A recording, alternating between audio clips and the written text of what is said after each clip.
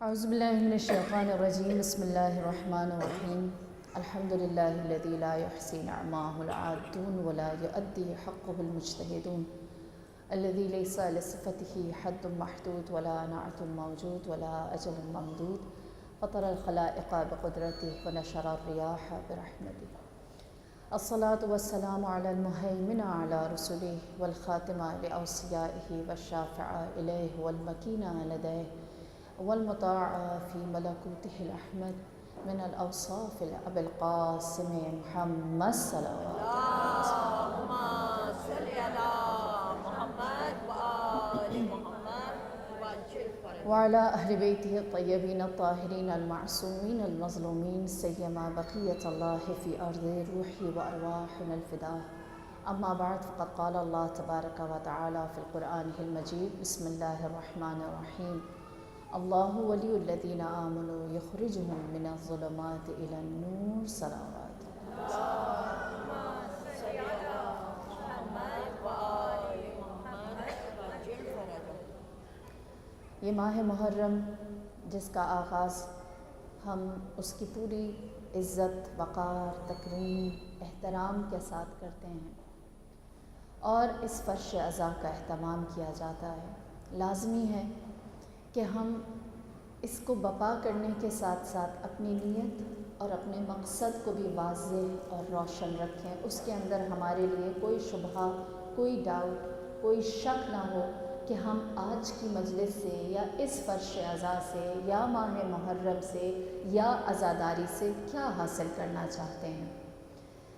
سب سے پہلے ایک بات میں واضح کرتی چلوں کہ ہمارے لیے جب یہ بات بہت کلیئر ہو جائے گی کہ ہم کہاں جانا چاہتے ہیں تو آپ کو مجلس میں آنے کا لطف بھی زیادہ آئے گا، اور اگر ہم کلیئر نہیں ہوں گے، اگر ہمارے لیے چیزیں واضح نہیں ہوں گی تو نقصان کیا ہے۔ میں ایک چھوٹی سی اگزامپل دوں گی جس سے آپ کو زیادہ سمجھ میں آئے گا کہ ہمارے لیے کلیئرٹی کتنی امپورٹنٹ ہے۔ کہتے ہیں کہ ایک پکی عمر کا ادھیڑ عمر کا شخص تھا جس کی 2 بیویاں تھیں، ایک جوان اور ایک بوڑھی۔ جو جوان بیوی تھی وہ چاہتی تھی کہ اس کا شوہر جوان دکھے، اور جو بوڑھی بیوی تھی وہ چاہتی تھی کہ اس کا شوہر اس کے برابر کا لگے۔ صبح وہ اپنی پہلی بیوی کے پاس، جوان بیوی کے پاس رہتا، اور شام کو وہ اپنی بوڑھی بیوی کے پاس جاتا۔ جب وہ اپنی جوان بیوی کے پاس جاتا تو اس کی جوان بیوی ایک بات کا بہت خیال کرتی کہ وہ اس کے برابر کا ینگ لگے۔ وہ خیال کرتی کہ اس کو ینگ دکھنے کے لیے اس کے سر پر جتنے گرے بال، وائٹ بال ہیں ان کو نکال دے تاکہ وہ کالے بالوں والا جوان لگے، اور اس طرح سے وہ ہر روز اس کے سر میں جو سفید بال نکلتا اسے نکال دیتی۔ اور جب وہ شخص شام کو اپنی دوسری بیوی کے پاس جاتا جو بوڑھی تھی، obvious سی بات تھی، وہ چاہتی تھی کہ اس کا شوہر جوان نظر نہ آئے اور اس کے جتنے سفید بال ہیں وہ باقی رہیں اور جتنے کالے بال ہیں وہ نکال دیے جائیں۔ تو رات کو جو بیوی تھی وہ کوشش یہ کرتی تھی کہ وہ اس کے کالے بال نکال دیتی۔ اب مجھے ایک لمحے کے لیے سوچ کر یہ بتائیے کہ ایسا مرد جوان لگے گا یا بوڑھا لگے گا؟ گنجا ہو جائے گا، اس کے لیے کچھ بھی نہیں ہے۔ کیوں؟ کیونکہ اس کے لیے اس کا مقصد کلیئر نہیں ہے، وہ نہیں جانتا کہ وہ چاہتا کیا ہے۔ وہ پہلی بیوی جیسا لگنا چاہتا ہے یا دوسری بیوی جیسا۔ یہی کیفیت ہماری ہے کہ جب ہم فرش عزا پر آتے ہیں تو ہمارے لیے یہ بات 2 اور 2 4 نہیں ہوتی کہ ہم واقعی میں حسینی بننا چاہتے ہیں یا یزیدی بننا چاہتے ہیں، ہمیں سفید بال رکھنے ہیں یا ہمیں کالے بال رکھنے ہیں۔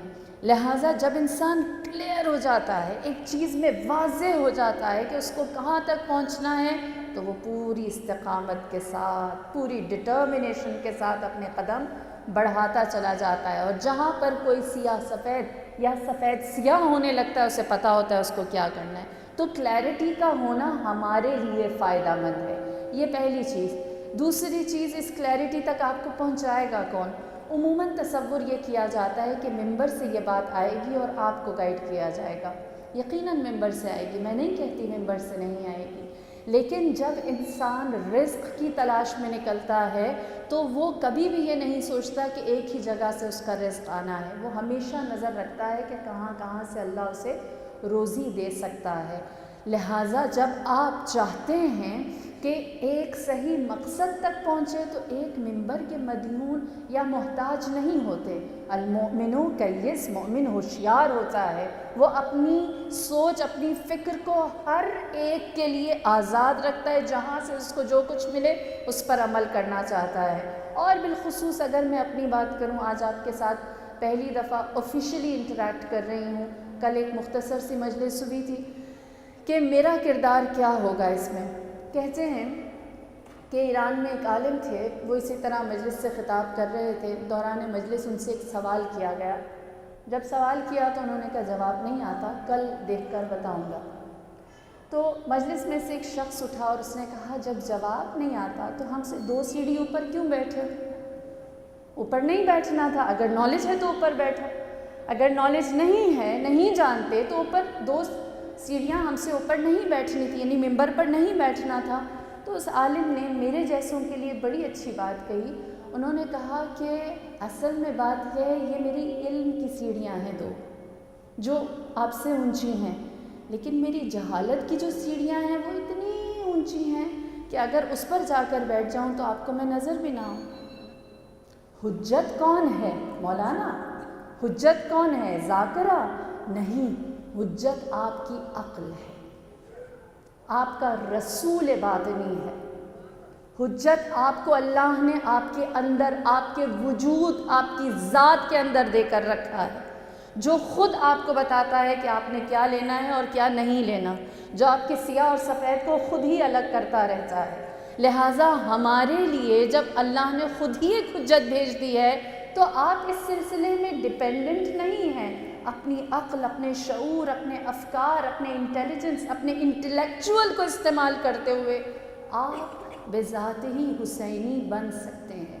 اور یہی وجہ ہے کل جو میں نے ابتدائی مجلس پڑھی تھی اس کا پہلا اور آخری پوائنٹ یہ تھا کہ مجلس کا مقصد یہ ہوتا ہے جیسے سبیل حسین لگتی ہے پانی کی، ویسے ہی سبیل حسین لگے ناصرین کی، کیونکہ امام نے پانی نہیں مانگا تھا، امام نے حل من ناصر ینصرنا کہا تھا، امام کو ناصر کی ضرورت ہے۔ اور جب ہم اس بات کو سمجھ لیتے ہیں کہ ہمیں سبیل ناصرین سید الشہداء تیار کرنی ہے، اس لیے ہم اس مجلس میں آئے ہیں، تو دوسرا جو سٹیج ہے جہاں پر ہمیں سب سے پہلے اس بات کو واضح کرنا ہے وہ کیا، جو میری اپنی ذات کے لیے بہت موٹیویشنل ہے۔ ہم دیکھتے ہیں کہ ہمارے لیے ایک ہسٹری ہے، ایک تاریخ ہے جو رسول اللہ کی ہے، امیر المؤمنین کی ہے، جناب فاطمہ الزہرا کی ہے، امام حسن و حسین کی، یہاں تک کہ 9 المعصومین کی۔ خوش نصیب ہوں میں، اعلیٰ بخت ہیں آپ کہ آپ کی تاریخ ائمہ معصومین سے بھری ہے۔ اتنی رچ ہسٹری، اتنی بے مثال تاریخ عالم میں کسی دوسری نیشن کو نہیں ملی جو مجھے اور آپ کو ملی ہے۔ اس پر ناز کیجئے، اس پر فخر کیجئے۔ اور اس ہسٹری کا ایک حصہ کربلا ہے، ایک حصہ کربلا ہے جو 2 جہاں پر غالب ہے، جس کی مثال کہیں اور نہیں ملتی، اور جو آج ہمارے لیے سب سے بڑی انسپریشن ہے۔ اور جب ہم کہتے ہیں کہ ہم 72 کے ماننے والے ہیں تو کیا یہ صرف ایک تاریخ کی یاد ہے جو ہمیں کرنی ہے؟ یہ صرف ایک ہسٹری ہے جو ہمیں بار بار اپنے الفاظ میں یا اپنی محفلوں میں ریپیٹ کرنا ہے، یا پھر یہ 72 ہمیں کہیں پہنچاتے ہیں، یا ان 72 کا کوئی مقصد تھا؟ ہم خوش نصیب زیادہ اس لیے ہیں کیونکہ ہمارا پاسٹ سب سے برائٹ تھا اور ہمارا فیوچر برائٹر ہے۔ ہمارے پاس میں معصومین 13 گزرے ہیں اور آنے والا جو معصوم ہے اس کے اندر ان 13 کی صفات موجود ہیں، لہٰذا ہم گزشتہ پر بھی فخر کرتے ہیں اور آئندہ آنے والے وقت پر بھی نازا ہے۔ یہ اثنا عشری ہے جو 72 سے انسپریشن لیتا ہے اور اس کی منزل کیا ہوتی ہے؟ 313۔ 72 اس وقت مزہ دیتے ہیں، اس وقت لطف آتا ہے، اس وقت اچھا لگتا ہے، اس وقت آپ کہہ سکتے ہیں کہ میں نے اس عزاداری کا مزہ اٹھایا جب آپ کو یہ ہو کہ میں نے 72 سے اپنے سفر کا اختتام 313 پر کیا۔ ناصرین امام حسین اس مجلس کا مقصد ہے یہ پہلی بات، اور ناصرین امام زمانہ بننا اس مجلس کا مقصد ہے یہ دوسری بات۔ یہ کلیئرٹی ہو، اگر یہ سمجھ میں آ جائے۔ اب میں اور آپ کہیں کہ 313 اصحاب کہاں، 313 اصحاب امام زمانہ کہاں، جن کے بارے میں یہ کہا جاتا ہے کہ وہ 40 افراد کے برابر عقل رکھتے ہوں گے۔ خدا نے ان کو ایسی تلوار دے رکھی ہے اصحاب امام زمانہ کی۔ ضرور کبھی آپ کو وقت ملے تو ان کی صفات، ان کے ایٹریبیوٹس کو آپ پڑھیں، جس میں لکھا ہے کہ ان کی صرف ایک صفت میں بتاتی ہوں۔ ان کے ہاتھ میں ایسا ویپن ہوگا، ایسا اسلحہ ہوگا جس سے علم کے 1000 ابواب کھلتے ہوں گے، اور وہ علم کے 1000 چیپٹرز ایسے ہوں گے جن میں سے مزید علم کے 1000 چیپٹرز کھلتے ہوں گے۔ یہ ان کا ویپن ہے، یہ ان کا اسلحہ ہے۔ اس سے وہ دشمن کو مات دیں گے، اس سے وہ دشمن کو شکست دیں گے۔ ہم میں سے کون کیا تصور کر سکتا ہے کہ جن کی علم، جن کا حکمت ایسا ہوگا، وہ کتنے عظیم بالا قدر ہوں گے۔ بس جو 313 اصحاب امام زمانہ کے ہیں، ان تک اگر ہمیں پہنچنا ہے تو ہمارے چاروں اطراف سے، ہمارے کانوں میں، ہمارے دل میں جو خیالات پیدا ہوتے ہیں وہ سارے ہمیں ڈس اپوائنٹ کرتے ہیں کہ یار ان کی شخصیت بہت بڑی، کہاں وہ، کہاں ہم، جسارت تو نہیں ہمارا جیسا بندہ ان کو سوچے۔ میرے پاس آپ کو سنانے کے لیے ایک بہت امید افزا خبر ہے۔ اس کو اپنے دلوں سے باندھ لیں، اس کو اپنی زندگی کا حصہ بنائیں، اور جب آپ کا جی چاہے، جب آپ کے اندر یہ خیال پیدا ہو کہ میں اپنی اولاد کو ایسی چیز دے دوں، ایک ایسی کی دے دوں، ایک ایسی چابی دے دوں جس سے ان کی زندگی کی ہر مشکل حل ہو سکے، تو آپ یہ مجلس ضرور انہیں سنائیں، یہ بات ضرور بتائیں۔ میرے مولا چھٹے امام جعفر صادق علیہ الصلاۃ والسلام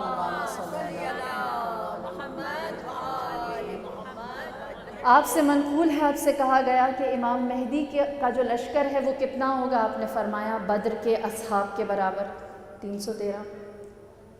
سوال کیا کہ اس لشکر میں کون کون ہوگا؟ تو آپ نے جواب دیا کہ اس لشکر میں جو 313 ہیں، سب کے نام، سب کی کنیت یعنی حسب نسب، اور سب کی قومیت کہ کون کس کنٹری سے ہوگا، جغرافیکلی کہاں کہاں سے لوگ اٹھائے جائیں گے، ایمان کے لحاظ سے سب کچھ میرے فرزند آخری حجت کے پاس لکھا ہوا موجود ہے، 313 کا۔ جب امام نے یہ فرمایا تو راوی کہتا ہے میں نے امام سے سوال کیا اور کہا مولا اگر آپ کے فرزند کے پاس لکھا ہے تو آپ بھی جانتے ہوں گے؟ فرمایا جانتا ہوں، خبر رکھتا ہوں، کون کون ہے جو 313 میں شامل ہوگا؟ اس نے کہا مجھے آپ بتائیں گے کہ ان لشکر میں شامل ہونے والے کون کون لوگ ہیں؟ تو امام نے فرمایا کہ اس 313 کے اندر 50 خواتین ہیں۔ میں نے کیا کہا آپ سے کہ آپ کے لیے میری جانب سے ایک خوشخبری ہے۔ میرے مولا نے ایک جملہ فرمایا کہ 313 میں سے جن کے بارے میں اب بتا سکتا ہوں وہ 7 خواتین ہیں جو لشکر امام مہدی کا حصہ ہوں گی، 313 میں شامل ہوں گی۔ آپ سے زیادہ کوئی خوش نصیب ہے جس کے لیے منزل اتنی واضح کر دی اور ان کی کوالٹیز بھی بتا دی، ان کی خصوصیات بھی بتائیں۔ آپ نے فرمایا پہلی خاتون قنوہ ہے۔ قنوہ قاف سے، قینچی والی قاف، قنوہ رشید ہجری کی بیٹی تھی۔ اور قنوہ کی خصوصیت کیا تھی؟ قنوہ کی خصوصیت یہ تھی کہ قنوہ نے اپنی آنکھوں کے سامنے اپنے باپ کو شہید ہوتے ہوئے دیکھا تھا اور اس کے اوپر شکر گزار رہی تھی۔ رشید ہجری کی شہادت کیسے ہوئی؟ کہتے ہیں کہ رشید ہجری کو امیر المؤمنین نے خود خبر شہادت دی تھی اور فرمایا تھا تمہیں میری محبت میں تمہارے ہاتھ کاٹ دیے جائیں گے، تمہاری زبان کاٹ دی جائے گی۔ انہوں نے سوال کے جب یہ سنا تو سوال یہ کیا تھا کہ اے میرے مولا کیا اس کے بدلے میں مجھے جنت ملے گی؟ تو فرمایا تم دنیا میں بھی میرے ساتھ ہو، آخرت میں بھی میرے ساتھ رہو گے۔ تو رشید ہجری نے اس وقت اللہ کا شکر ادا کیا تھا، اور قنوہ کہتی ہے کہ میں اس ساری کنورسیشن کو سن رہی تھی یہاں تک کہ کوفے میں عبید اللہ ابن زیاد جب آیا، ہم سب جانتے ہیں پورا کوفہ خاموش ہو گیا، لوگوں نے اپنی تلواریں تیز کر دی، امام کا خون بہانے کے لیے اولاد کی محبت کو سینے سے لگا لیا، اپنا کاروبار بچانے کے لیے حسین کا گھر لوٹنے کی تیاری لوگوں نے شروع کر دی۔ لیکن رشید ہجری وہ واحد شخص تھے جنہوں نے کہا کہ میں عشق اہل بیت سے ایک قدم پیچھے نہ ہٹوں گا۔ عبید اللہ ابن زیاد نے انہیں اپنے دربار میں بلایا، جب دربار میں بلایا تو بہت کوشش کی کہ وہ علی کی محبت سے، اہل بیت کے عشق سے براعت کریں۔ جناب قنوہ کہتی ہیں میرے بابا کسی صورت نہ مانے، جب نہ مانے تو اس کے بعد میرے بابا نے کہا تو نے جو کرنا ہے، عبید اللہ ابن زیاد سے کہا تو نے جو کرنا ہے کر لے، میں جانتا ہوں مجھے میرے مولا نے بشارت یہ دی تھی کہ تو مجھے شہید کرے گا جبکہ میں علی کی محبت میں شہید کر دیا جاؤں گا۔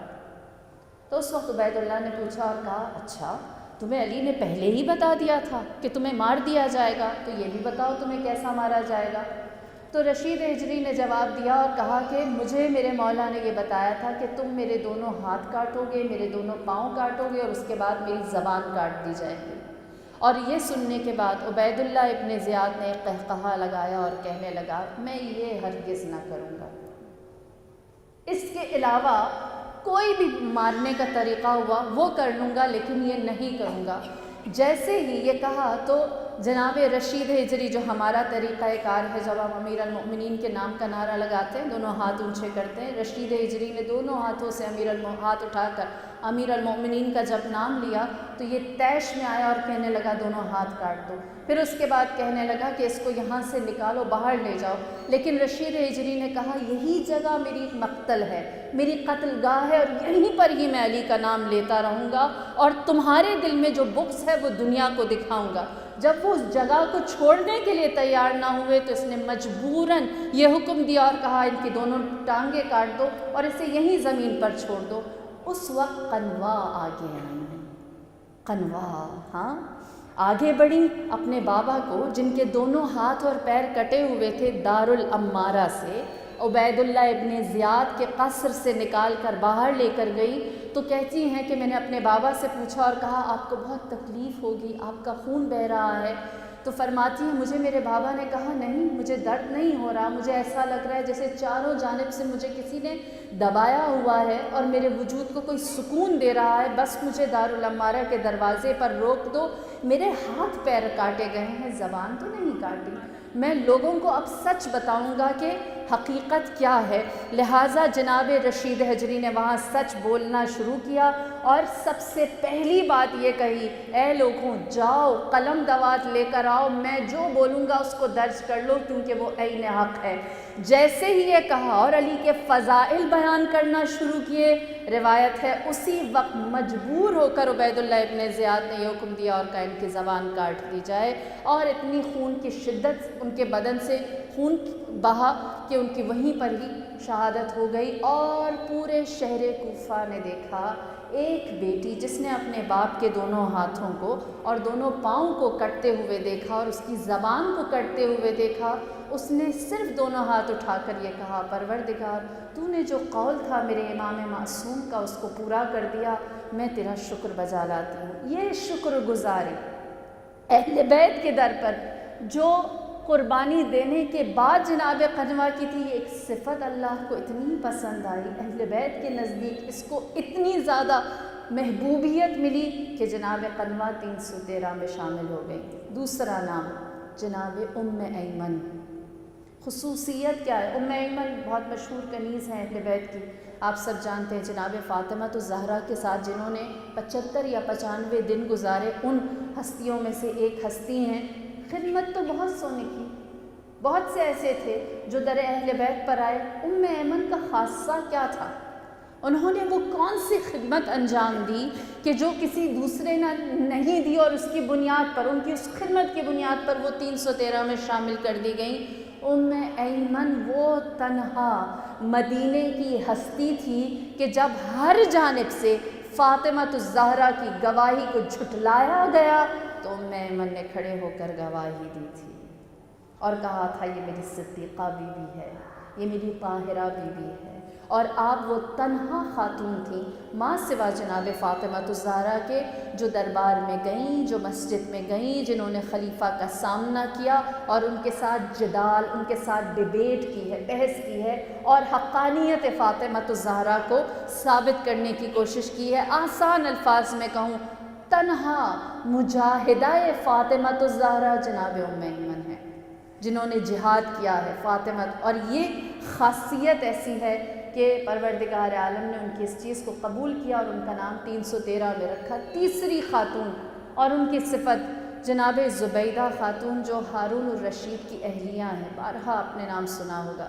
ہارون الرشید کی اہلیہ تھی۔ ہم جیسے لوگ یہ سوچتے ہیں عباسی خلیفہ کے گھر میں تھی، اس کی روزی کھاتی تھیں، وہ جس غصبی مال پر بیٹھے تھے اس میں رہتی تھیں، لیکن دیکھیے اہل بیت کیسے طبیب سیار ہیں، نجاست کے اندر اگر کوئی طہارت ہو تو اس ہیرے کو بھی ڈھونڈ کے نکال لاتے ہیں۔ ہاں، کس طرح اس کو فیضیاب کرتے ہیں، چاہے وہ چاروں طرف سے سیاہی کے اندر کیوں نہ ہو۔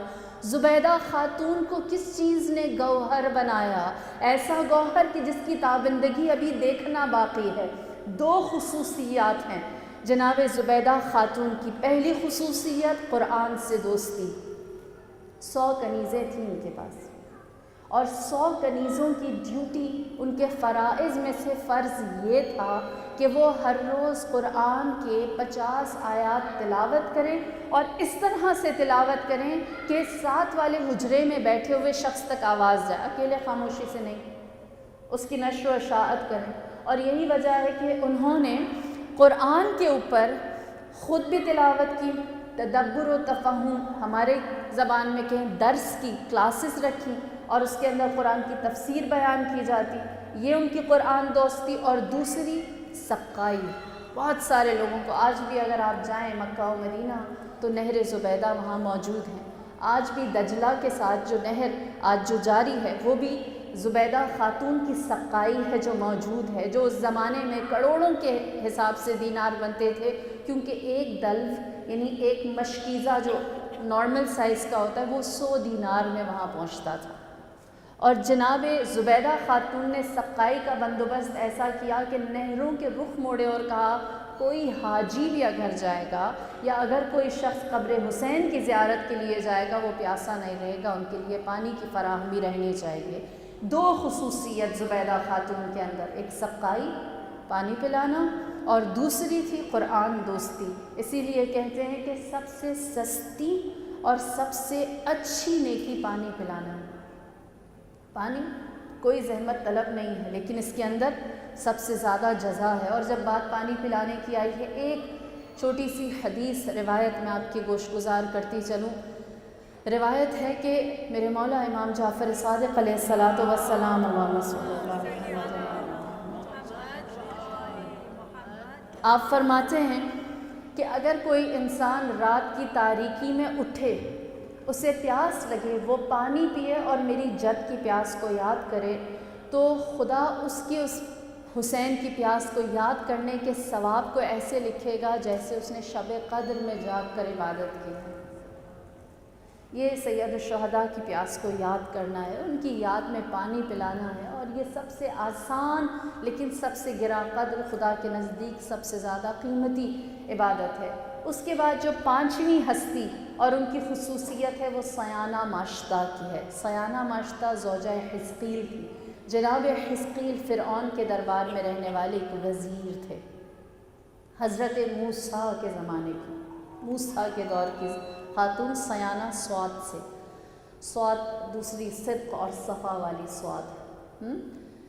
سیانہ ماشطہ کا عالم کیا تھا؟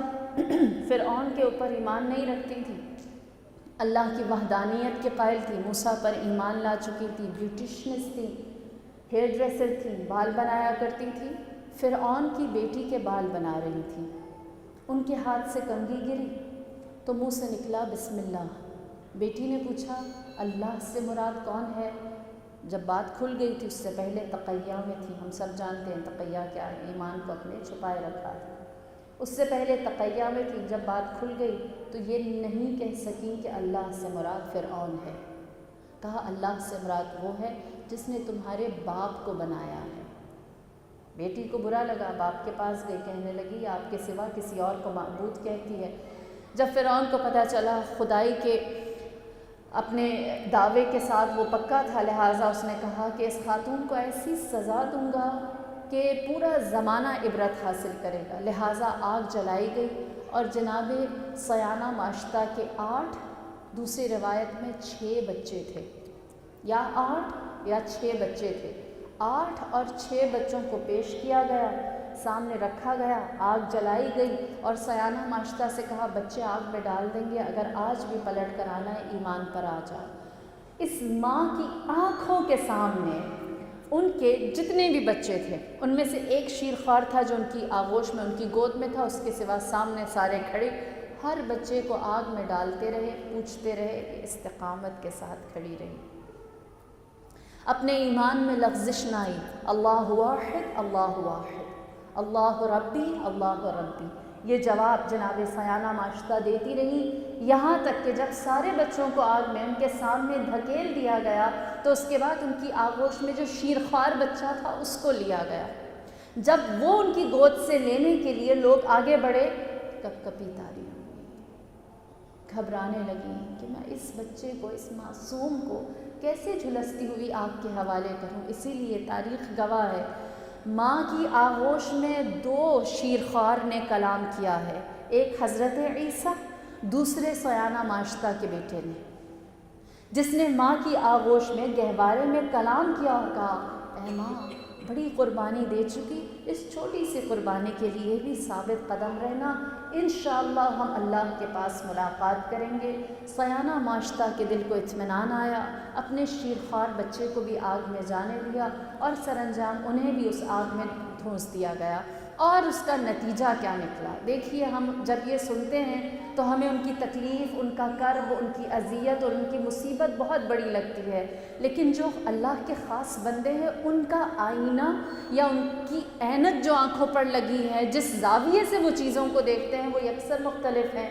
روایت آگے کیا بیان کرتی ہے؟ رسول اللہ 1400 سالوں کے بعد جب معراج پر گئے، 8ویں آسمان پر پہنچے، 7 آسمان پار کر کے عرش پر آئے تو وہاں رسول اللہ کو خوشبو آئی، بہت خوبصورت. آپ نے جناب جبرائیل سے پوچھا اور کہا اے جبرائیل یہ کیسی خوشبو ہے؟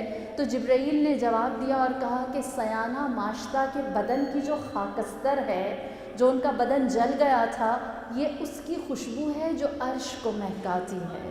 اللہ نے ان کی قربانی کو اتنا زیادہ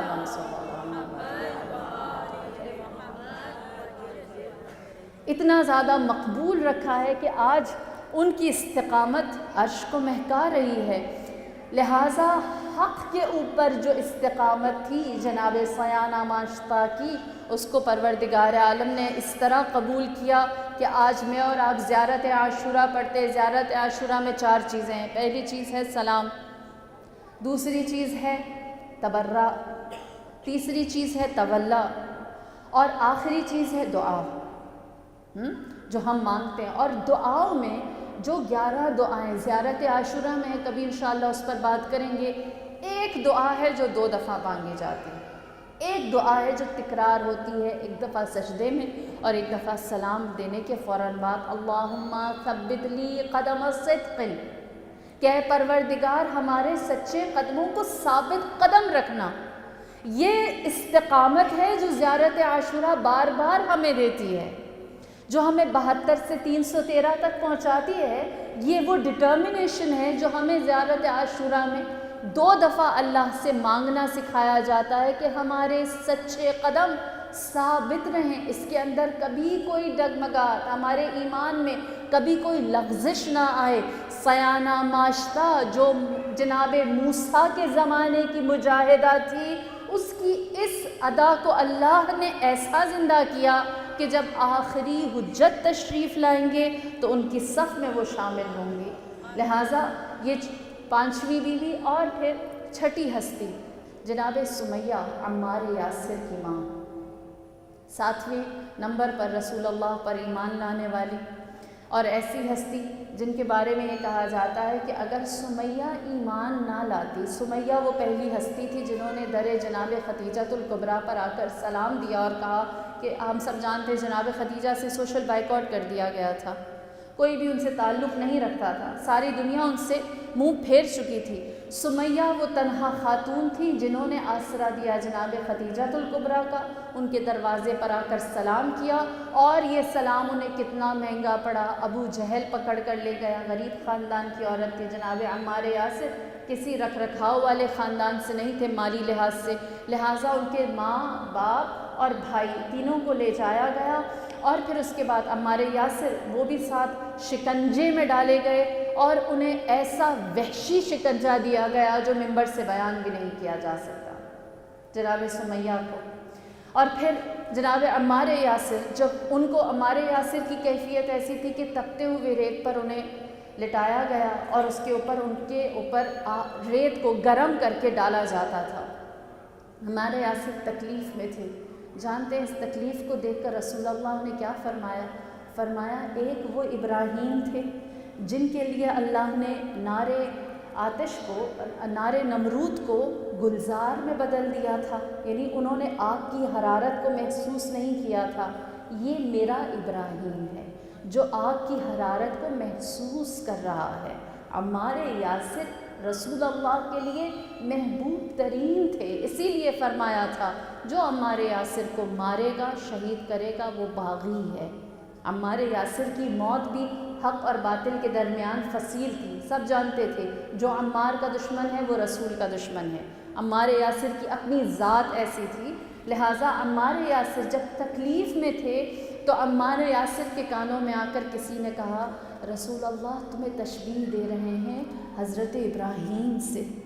آپ سوچ نہیں سکتے اس وقت انسان کے اندر استقامت کا جو لیول ہے، جو پہلو ہے، وہ کتنا زیادہ بڑھ جاتا ہے۔ جب رسول کی جانب سے ایسا پیغام آئے، تحمل کرتے رہے، وہاں سے اٹھے ہیں، جب اٹھے ہیں تو دیکھا کہ وحشیانہ ظلم کی نظر ماں ہو گئی اور باپ اور بھائی ہوئے۔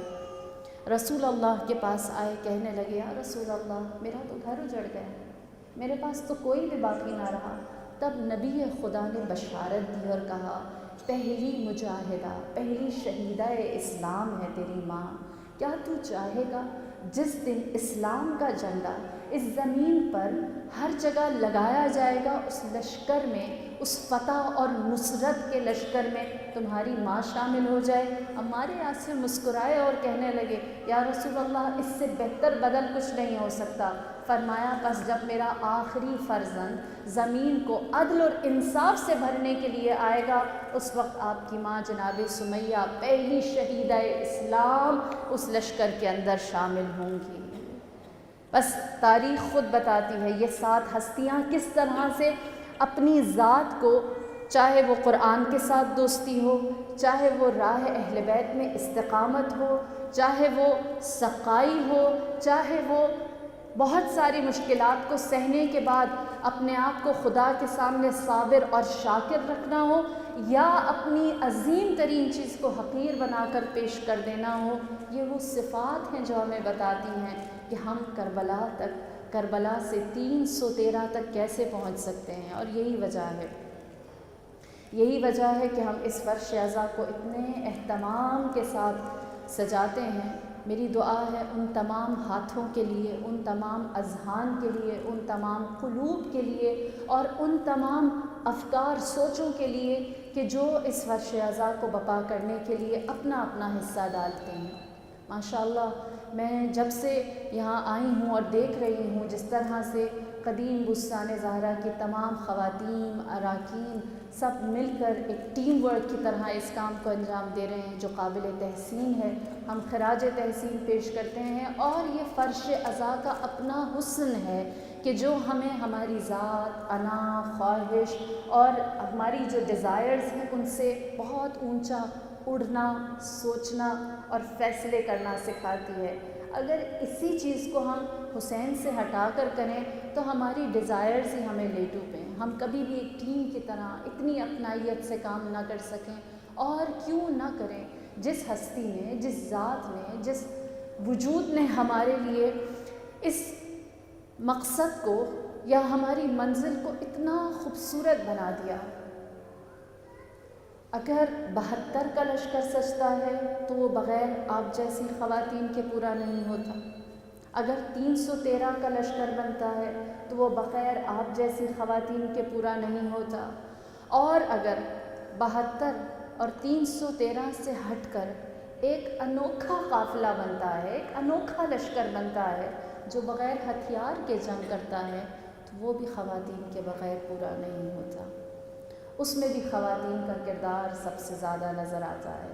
یہی وجہ ہے کہ آج کا دن جو 2 محرم قافلہ سید الشہداء کا کربلا پہنچنے کا دن ہے، یوں کہوں آج پہلا دن ہے جب حسین کربلائی ہوئے، جب حسین نے کربلا کو دیکھا، جب حسین نے کربلا کو سونگا، محسوس کیا۔ تاریخ کہتی ہے کہ میرے مولا کا لشکر جب سرزمین کربلا میں پہنچا ہے تو آپ کے گھوڑے کے قدم وہیں رک گئے۔ آپ نے وہاں موجود ایک بزرگ سے پوچھا، شیخ سے پوچھا اور کہا یہ کون سی جگہ ہے؟ اس نے کہا کہ اس جگہ کو نینوا کہتے ہیں۔ فرمایا کیا اس کا کوئی دوسرا نام ہے؟ اس نے کہا اس جگہ کو غازریہ بھی کہا جاتا ہے۔ سوال کیا کیا کوئی اور نام ہے؟ کہا اس جگہ کو شط الفرات بھی کہتے ہیں۔ سوال کیا کیا اس جگہ کا کوئی اور نام ہے؟ تو اس نے کہا میں نے سنا ہے یہاں جو بھی آیا ہے اس نے بڑی تکلیفیں اٹھائی ہیں، اس لیے اس زمین کو کرب و بلا بھی کہتے ہیں۔ کرب اور بلا، جو نام ہی اپنے اندر شدید درد اور رنج لیے ہے۔ امام نے جب یہ سنا تو فرمایا ہمارے خیمے یہی نصب کر دیے جائیں، یہیں پر ہماری قتل گاہ سجے گی، یہیں پر ہمارا مقتل بنے گا۔ ابو الفضل عباس آگے بڑھے، تمام خیموں کو نصب کیا۔ جب خیمے نصب کر دیے گئے، کہتے ہیں کہ بیویوں کو عماریوں سے اتارنے کے لیے ابو الفضل عباس اور جناب علی اکبر کی ڈیوٹی تھی کہ وہ بیویوں کے آنے جانے کا بندوبست کریں۔ ابو الفضل عباس نے بیویوں کے پاس جا کر یہ اعلان کیا اور کہا کہ سب خیموں کی جانب آ جائیں۔ عماریاں چلتی ہوئی خیموں کی جانب آئیں، تمام بیویاں اپنے اپنے خیموں میں جا کر بیٹھ گئیں۔ جب زینب کبریٰ اپنے خیمے میں گئیں، راوی کہتا ہے کہ زینب کبریٰ کے خیمے سے شدید گریے اور بکا کی آواز آئی۔ سید الشہداء کو خبر دی، میرے مولا امام حسین خیمہ جناب زینب کبریٰ میں گئے، آپ سے سوال کیا اور کہا اے بہن زینب ایسا کیا ہوا کہ آپ شدید گریہ کرتی؟ فرمایا کہ اے بھائی جب سے اس زمین پر آئی ہوں عجیب وحشت طاری ہے، مجھے ایک بیوی کے رونے کی آواز آتی ہے جس کی آواز سے میرا دل گھٹا جاتا ہے۔ میں یہاں رک کر کہوں گی جس زینب کو آپ جانتے ہیں، جس زینب کی صبر کی مثال آپ دیتے ہیں، ذرا ایک لمحے کو ٹھہر کر دیکھیے، جب یہ زینب کربلا پہنچی ہے تو کتنی نازک دل ہے، کیسے نازوں کی پلی ہے کہ رونے کی آواز بھی تحمل نہیں کر سکتی۔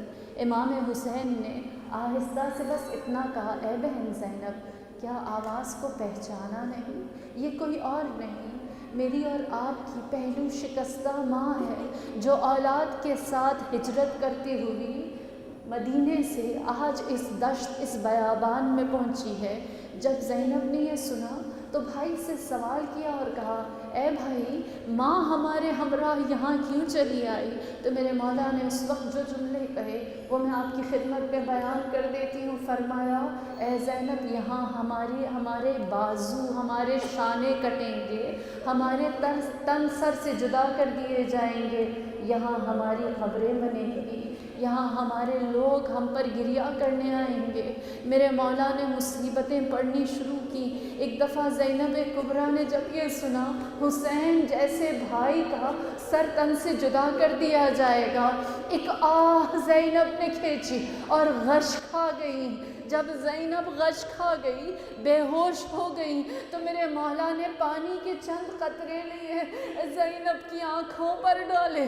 زینب نے آنکھیں کھولی تو ایک شعر کہا جس کا مفہوم یہ ہے کہ اے بھائی، جو مصیبت میرے دل میں ہے اس کے بعد آنکھیں کھلتی نہیں، ہوش آتا نہیں، غش جاتا نہیں، لیکن تیرے چہرے کو دیکھ کر زینب جی لے گی، تیرے چہرے کو دیکھ کر زندگی گزار لے گی۔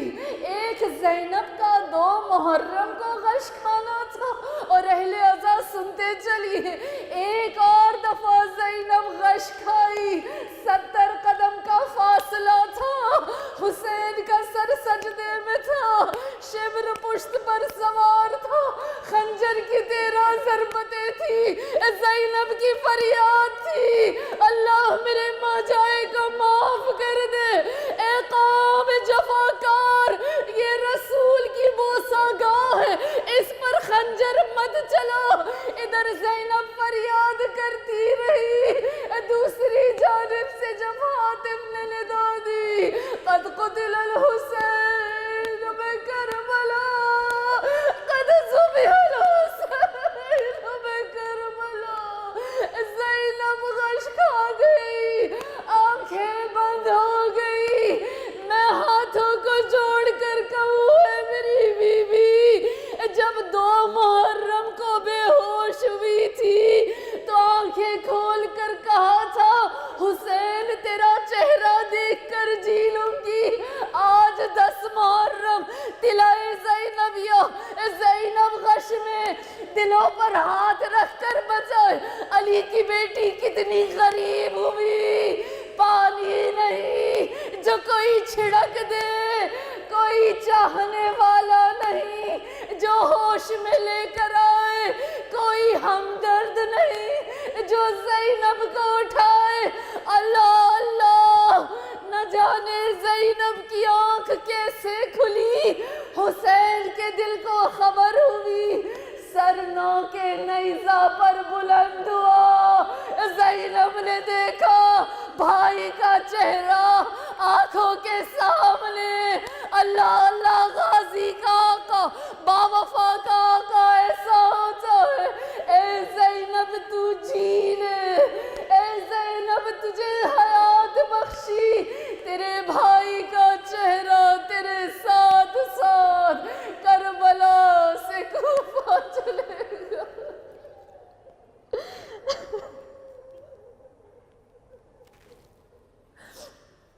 لعنة الله على القوم الظالمين وسيعلم الذين ظلموا أي منقلب ينقلبون